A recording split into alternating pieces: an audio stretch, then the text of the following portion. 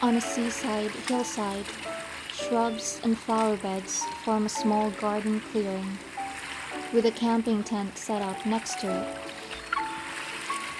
A staff member hands us coastal flowers, a guide, after assigning us to the seaside garden.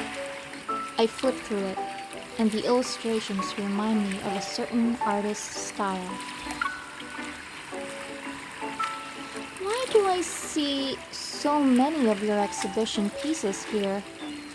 No wonder Thomas asked me for permission the other day.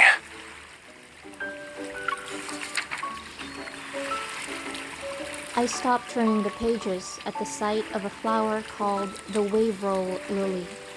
I'm captivated by its appearance. Raphael, look! Doesn't it look like the tide is blooming on land? The blue and white petals curl back like waves surging toward the shore.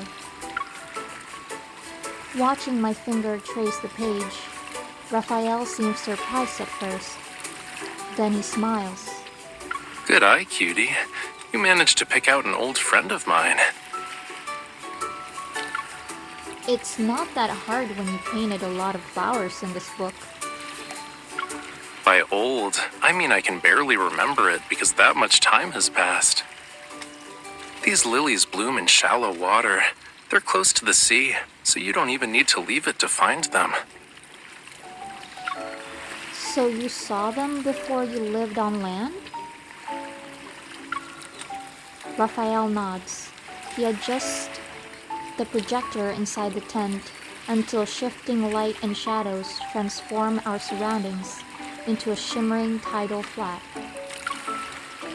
Wow, you too go way back. Raphael takes the book from me and holds it against the projection. He chose a spot where tiny fish are leaping out of the shallows. To sea creatures, anything from the land, petals, leaves, blades of grass, has a special scent. Whether it's a curious fishy or a fierce predator, they're all drawn to the petals floating on the water's surface. Captivated by his words, I unconsciously move closer to the projection. See, here comes the fierce predator. Huh? Realizing what he meant, I playfully lunge and pretend to bite Raphael's shadow that's on the tent. This fierce predator doesn't snack on petals. I'm after a certain fishy. Well, as long as you're not worried about the staff coming back and finding you in the middle of your seafood feast.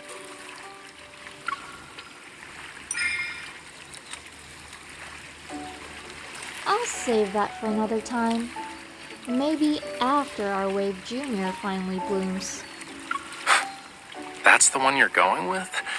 While my story was touching, this flower is kind of plain on land. Oh, the guide says it's finicky. Hard to grow and stuff. I give the peg hammer a resolute tap. I knew we were meant to find it today. Even if it's ordinary and picky, I'm planning it no matter what. Okay, let's do it. It can't be any harder than my own adjustments to life on land. Are you talking about getting motion sickness? Disliking the sun and the cats? He stops me before I can keep going. He snatches the peg hammer from my hand. Cutie, saying any more than that would be rude. We'll do this together. Come on, let's start planting.